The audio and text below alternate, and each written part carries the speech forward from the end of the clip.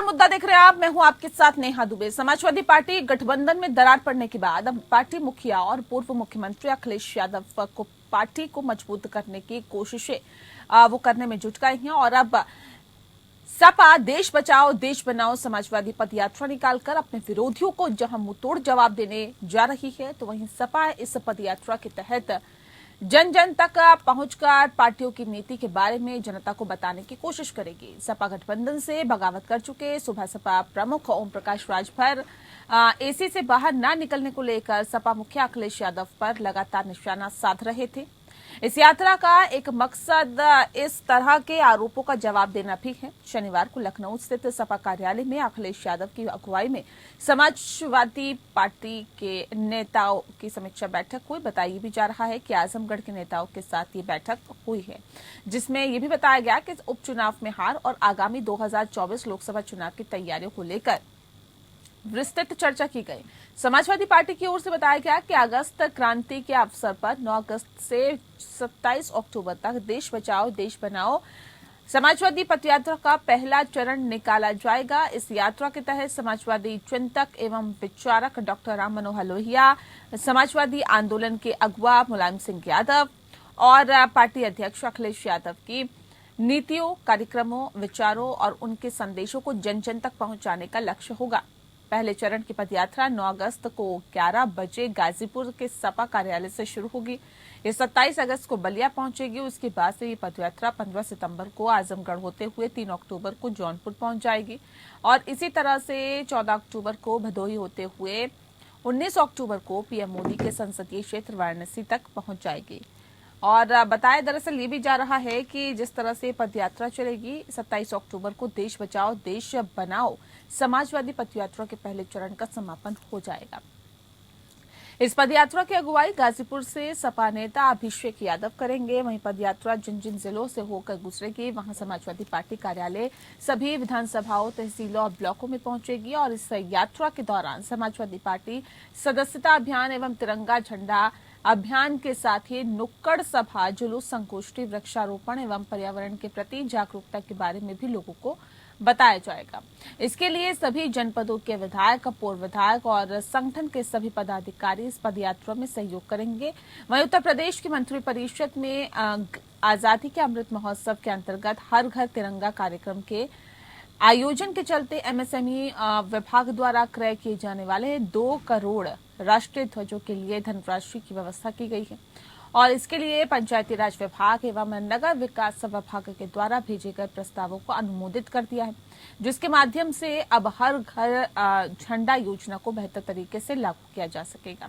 मालूम हो कि मोदी सरकार आजादी के अमृत महोत्सव कार्यक्रम के तहत 13 से 15 अगस्त तक हर घर तिरंगा अभियान चलाने जा रही है।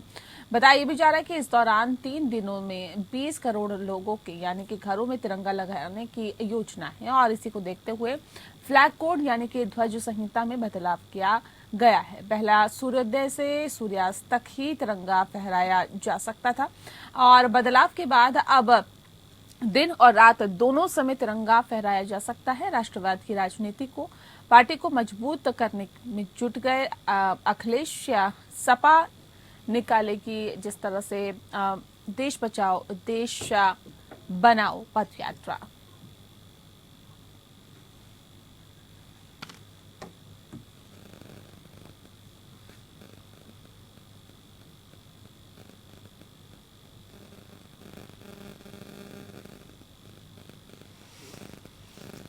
तो अब समाजवादी पार्टी की तरफ से भी कहा गया है कि देश बचाओ देश बनाओ पदयात्रा निकाली जाएगी, जिसके जरिए अब क्या संदेश देने की समाजवादी पार्टी कोशिश कर रही है। इस विषय पे आज हम तफसील से चर्चा करेंगे। खास मेहमान हमारे साथ मौजूद है, उनसे आपका परिचय करा देते हैं। इस वक्त हमारे साथ कैप्टन आई सिंह जी हैं, प्रवक्ता है भारतीय जनता पार्टी के। बहुत स्वागत है सर आपका।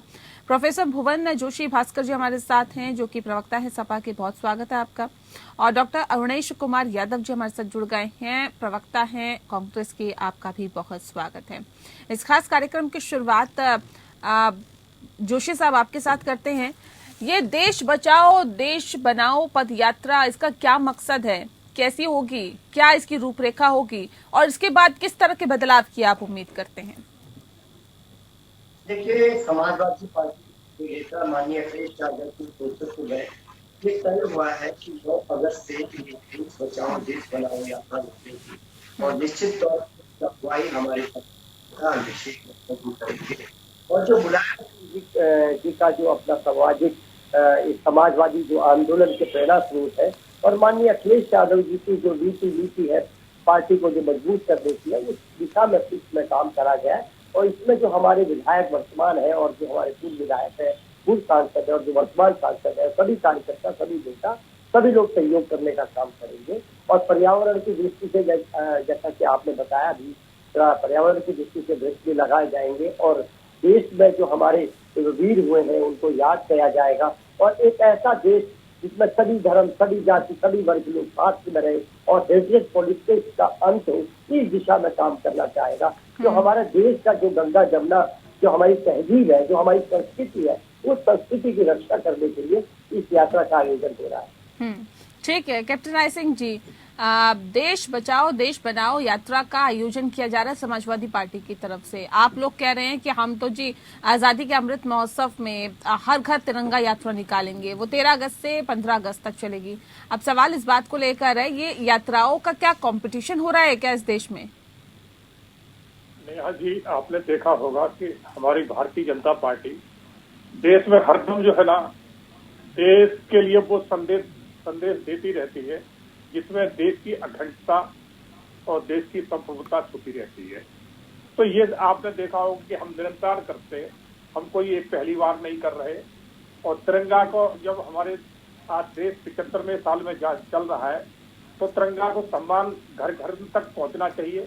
तो इसलिए हमने वो भी योजना ली कि तिरंगा ही हमारा स्वाभिमान है, तिरंगा ही हमारा सब कुछ है और तिरंगा की शान है तो हम हैं, और नहीं तो अगर तिरंगा की शान में कहीं भी कमी आती है नहीं तो किस तरह का बदलाव होगा सर? ये हर घर तिरंगे से ये जो यात्रा निकालने की आप बात कर रहे हैं, इससे किस तरह का बदलाव होगा? नेहा जी, एक लोगों में नई ऊर्जा पैदा होगी, तिरंगा का महत्व समझ सकेंगे कि तिरंगा की महत्व क्या होता है। क्योंकि आज भारत सर, हर भारतवासी मुझे लगता है कि तिरंगे के महत्व को जानता होगा। हर भारतवासी तिरंगे के महत्व को समझता है, उसकी आन बान शान को समझता है।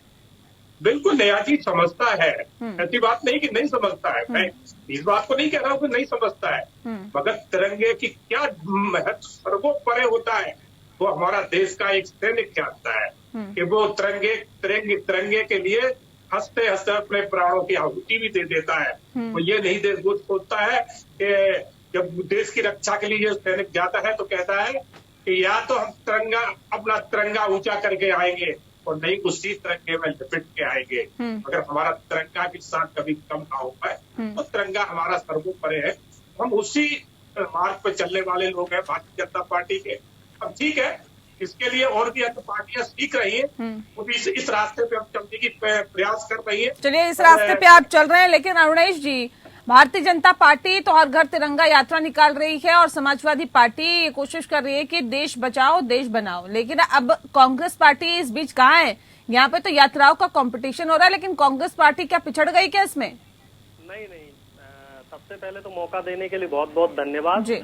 कांग्रेस पार्टी 5 अगस्त को सभी राज्यों में राजभवन का घेराव कर रही है और जितने भी सांसद हैं कांग्रेस पार्टी के, ये लोग राष्ट्रपति भवन का घेराव करेंगे। और उसमें हमारा मुद्दा है बढ़ती हुई महंगाई, जीएसटी, जो आम चीजों पे जीएसटी लगाई गई है, आटा दाल चावल पे, और इसके अलावा जो बेरोजगारी का मुद्दा है, तो इसको लेके 5 अगस्त को हम लोगों का प्रदर्शन है।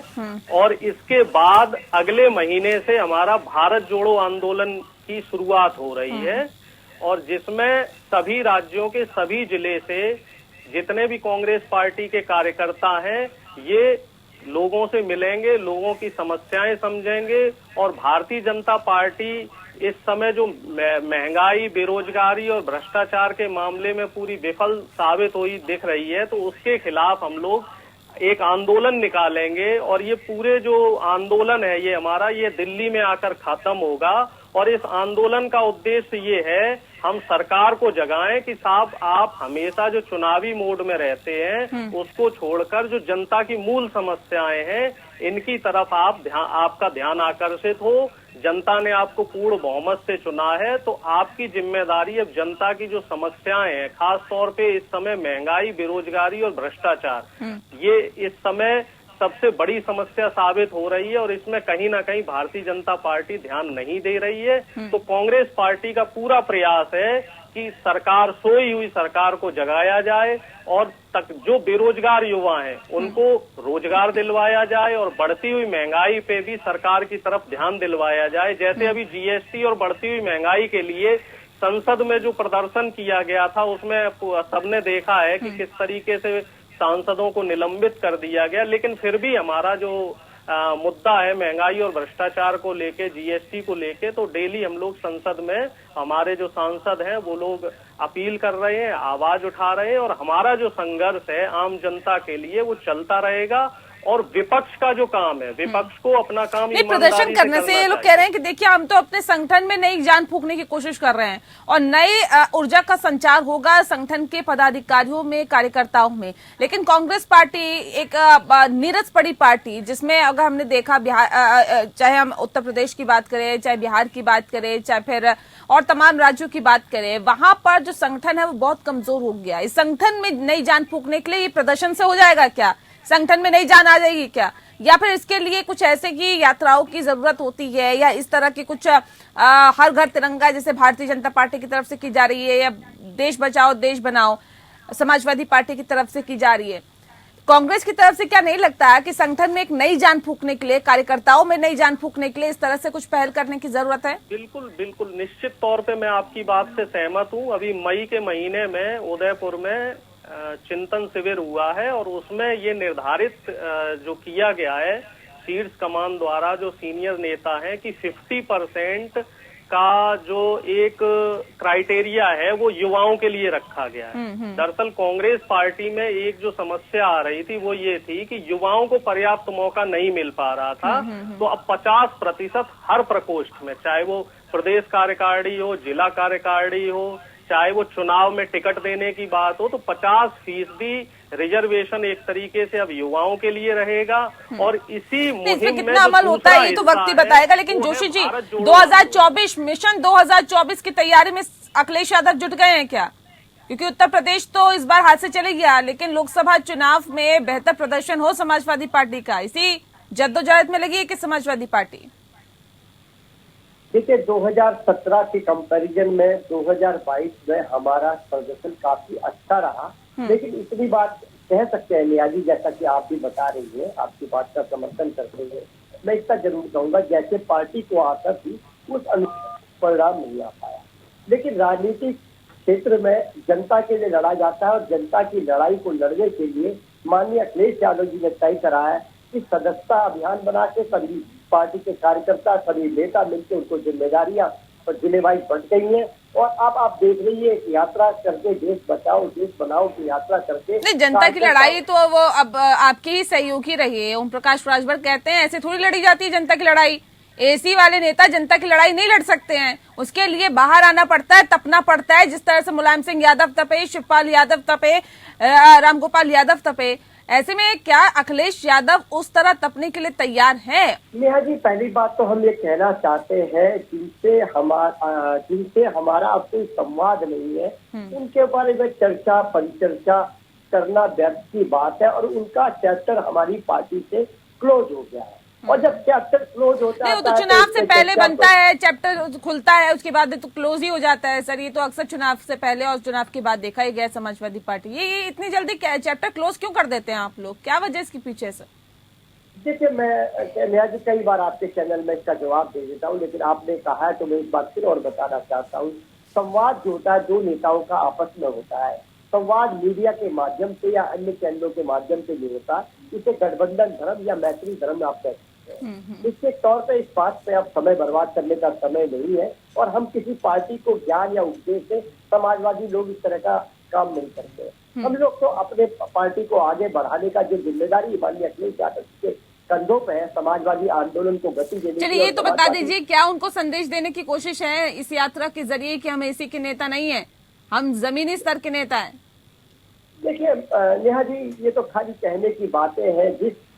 जो प्रदेश के मुख्यमंत्री रह चुके हो, विपक्ष के नेता हो, सांसद हो, MP हो, MLA हो, उनको इन्हें किसी तरह की बातें करना, हल्कापन करना सूरज को दिया दिखाने के बराबर है। निश्चित तौर पे मैं कहना चाहता हूँ, अगर मैं इस पे भी चर्चा करूँ तो मुझे लगता है कि मेरा भी अध्ययन क्षेत्र पूरा या मेरा जो जीवन का क्षेत्र है वो सब व्यर्थ ही गया है। निश्चित तौर पे पार्टी आगे बढ़ेगी और पार्टी आगे बढ़ेगी, समाजवादी आंदोलन को गति दे जाएगी। हमारे कार्यकर्ता अखिलेश यादव जी के नेतृत्व में एकजुट है और हमारे नेता ठीक है कैप्टन आई सिंह जी, पूरी तरह से समाजवादी पार्टी आप लोगों को टक्कर देने के लिए तैयार है, 2024 मिशन में अभी से जुट गई है। नेहा जी, जिस पार्टी में एक नेता हो, बाकी सब जो है ना, जिनकी दाएं बाएं हो, जिनकी कोई सुनी ना जाती हो, अगर वो कुछ कह दे तो उसको नजरअंदाज 2 मिनट में कर दिया जाएगा। और हमारे जो मित्र छोटे भाई जो बैठे हैं, भुवनेश जी, आपने देखा होगा कि एक शब्द कहते हैं मगर माननीय अखिलेश जी का चरित्र जरूर उसमें बखान करते हैं। तो जहां इस तरह की भाषा बन जाती है कि सिर्फ नेता का ही महिमा मंडल हर जगह करना है, तो आप सोचिए कि उस पार्टी के अंदर कितना अच्छा चल रहा होगा। मैं आपके साथ डिबेट करके जाता हूँ पूरी, आपने कभी नहीं सुना होगा, जहां जरूरत पड़ी होगी कि ये सब कहना चाहिए तो ही हमने अपने शीर्ष नेतृत्व का नाम लिया होगा, नहीं मैं पार्टी की बात रखता हूँ। तो ये पार्टियां सिर्फ एक परिवार की पार्टियां हैं और परिवार से आगे नहीं है। और अखिलेश जी को मैं बताना चाहूंगा कि अखिलेश जी नेता जमीनी नेता नहीं है। उन्हें माननीय मुलायम सिंह जी का जो संघर्ष था उसका फायदा मिला था और उन्होंने उन्हें SPM व्यक्त किया था। और जब से इनके कंधे पर भार आया है उत्तर प्रदेश का, एक भी चुनाव नहीं जीत पाए और ना आगे जीतेंगे। 2024 में अखिलेश जी को अगर एक को सीट मिल जाए लोकसभा की, तो आप ये मान के चलिए कि बहुत बड़ी उनकी कामयाबी होगी। क्योंकि हम नहीं तो इन्हें ये यात्रा निकालने की क्या नौबत आ गई सर? क्यों इतनी इनको मजबूरी? ये देश बचाओ देश बनाओ, ये इस अभियान के तहत ये यात्रा निकाली जा रही है। आज देश के ये हालात है कि देश को बचाने की नौबत आ रही है क्या? नेहा जी, आप बहुत अच्छा सवाल लेके आए। ये देश नहीं बचा रहे, ये लोग अपने आप को बचाने की बात कर रहे हैं। जिस तरह से आप देखिए कि रोज नए घोटालेबाज जेल में जा रहे हैं, ईडी उनको अरेस्ट कर रही है और उनके यहाँ से कितना भारी भरकम पैसा बरामद हो रहा है। तो ये इन लोगों को बचाने खड़े। इन्हें मालूम है कि आज ये पकड़े गए, कल हमारा भी नंबर आने वाला है। कि माननीय मुलायम सिंह जी को मैं तब से जानता हूँ तो उनके पास टूटी साइकिल हुआ। ठीक है जोशी जी, जवाब दीजिए। कह रहे हैं कि आप देश तो बचाना छोड़ दीजिए, अपने आप को बचा लीजिए पहले। अरुणेश जी, मैं आपका रुख करती हूँ, 1 सेकंड रुक जाइए। जोशी जी, देखिए, देश बचाने की आवश्यकता आज इसीलिए पड़ रही है कि भारतीय जनता पार्टी की जो शासन व्यवस्था है वो टोटल हेड पॉलिटिक्स की है। इसके साथ साथ आप देखेंगे जिस प्रकार ये उम्दा है, चुनावी जो चुनी हुई सरकारें हैं उनको गिराने के लिए जितनी ताकत ये लोग लगा रहे हैं, जैसा ये काम कर रहे हैं, उससे आज संविधान भी खतरा में आ गया है। तो हम जाके युवाओं को जोड़ के जैसी लड़ाई लड़ी गई थी पहले भी, आज फिर से उस लड़ाई को लड़ने का काम है, लेकिन निश्चित तौर पे जीत संविधान की होगी और लोकतंत्र की। नहीं, ये कह रहे हैं कि अपने आप को बचा लीजिए, अभी जो पार्टी है वो गर्त में जाती जा रही है। आप लोग चाहे कितनी यात्रा निकाल ले, लेकिन ऐसे में जनता के बीच से उठे हुए अखिलेश यादव नेता है, ये साबित नहीं कर पाएंगे। मैं थोड़ा सा अपने बड़े भाई का सामान्य ज्ञान ठीक करना चाहता हूँ। 111 विधायक हमारी पार्टी के, 14 विधायक हमारे सहयोगियों के, 125 का आंकड़ा माननीय अखिलेश यादव जी के नेतृत्व में पड़ा। कौन से सहयोगी की बात कर रहे हैं आप? सहयोगी तो छोड़ के जा रहे हैं। अभी मैं कंप्लीट कर लूं मैं अपनी बात को। तो 125 सीटें पहले सहयोगी की तो बता दीजिए सर, कौन से सहयोगी की बात कर रहे हैं? वो जिनको छोड़ दिया या वो जो आपको छोड़ के चले गए? किन के सहयोगियों की बात कर रहे हैं आप? मैं नेहा जी आप इसमें और सुधार करना चाहता हूं। आपको पता है राष्ट्रीय लोकदल लगातार 3 चुनाव से माननीय अजीत सिंह के समय से हमारे साथ लगातार चल रहा है। चौहान साहब की पार्टी हमारे साथ, अन्य दल जो भी छोटे छोटे दल है जिनको लगता है कि माननीय अखिलेश यादव जी इस हेड पॉलिटिक्स से लड़ रहे हैं, वो सब निश्चित तौर में 24 में हमारे साथ आएंगे। और जिन लोगों को ये चलाने का काम करने से, जो वर्तमान राजनीति के विभिजन से, विश्वास से, उनको पार्टी में। ठीक है अरुणेश जी, जल्दी से जवाब दीजिए। मैं बड़े भाई साहब से एक सवाल करना चाह रहा हूं। अभी पिछले कुछ दिनों में एक 300 करोड़ रुपए का PWD डिपार्टमेंट में एक ट्रांसफर घोटाला निकल के आया है। तो अगर भारतीय जनता पार्टी इतनी पाक साफ है तो उस पर स्वच्छता रूप से और निष्पक्ष रूप से जांच होनी चाहिए। कल लेखपाल का भी पर्चा लीक हुआ है, और इससे पहले जितने एग्जाम हुए हैं उत्तर प्रदेश में माननीय योगी जी के शासनकाल में, लगभग हर परीक्षा के जो पर्चे हैं वो लीक हुए हैं। तो ये भी कहीं ना कहीं सरकार की जो क्रियाशीलता है और प्रतिबद्धता है, तो उसमें कहीं ना कहीं दरार दिखा रही है। और दूसरा, बुंदेलखंड हाईवे की बात, इस पे आप देखिए कई जगह गड्ढे नजर आ रहे हैं। तो ऐसी क्या जल्दी थी भारतीय जनता पार्टी को कि आनन फानन में बिना उसकी पुष्टि किए हुए कि हाँ साहब पुख्ता इंतजाम हुआ है, सही से मरम्मत कार्य हुआ है, सही से निर्माण कार्य हुआ है, आनन फानन में उसका उद्घाटन करवा दिया। वो इटावा और वो 2-3 जगह रास्ते में उसमें और दरारें आ गई हैं और कई लोगों की दुर्घटनाएं उसमें हो चुकी हैं। तो मेरा ये कहने का मतलब है कि जो खामियां आपकी सरकार में हो रही हैं उस पे भी एक बार निष्पक्ष जांच कीजिए, और ईडी को, सीबीआई को उधर का भी जरा पता बताइए। ऐसा नहीं है कि सिर्फ आप उन्हीं लोगों के दफ्तर का पता बताते जो लोग आपका सिंह साहब विरोध जवाब करते हैं। दीजिए, कह रहे हैं काम पे कम और छापेमारी पे ज्यादा ध्यान है केंद्र सरकार का। नेहा जी, शायद कांग्रेस के मेरे भाई उनको ये हजम नहीं हो रहा है कि उनकी सुप्रीमो को ईडी ने बुला क्यों लिया दफ्तर में, क्योंकि वो तो अभी तक जो है ना सर्वे मानी गई है हिंदुस्तान की, तो वो किसी की हिम्मत नहीं थी कि उससे कोई सवाल पूछ सके।